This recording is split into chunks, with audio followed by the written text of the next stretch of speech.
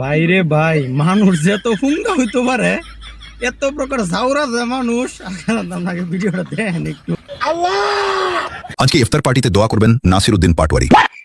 দোয়া করানোর আর লোক পেল না। আল্লাহ তুমি ইজ্জত রাখো। আব্বাস ভাই, পাটওয়ারির মুখ আর আপনার ইজ্জত দুইটার কোনো ভরসা নেই। হে আল্লাহ, আমরা জানি রমজান মাসে শয়তানকে বেঁধে রাখা হয়, কিন্তু আমি দেখি কিছু শয়তান সংসদে ঢুকে গেছে। হে আল্লাহ, যারা ভোট চুরি করেছে, ভোট ইঞ্জিনিয়ারিং করেছে, তাদের তুমি দৃষ্টান্তমূলক শাস্তি দাও।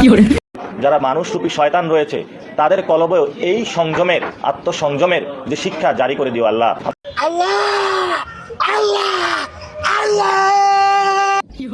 যদিও ভিডিওটা কাঠন, কিন্তু মানুষের তো বানাইছে।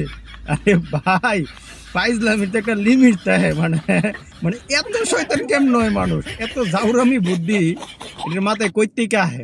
এই যে কয় যে পৃথিবীর মধ্যে সবচেয়ে বিনোদনের দেশ হচ্ছে বাংলাদেশ।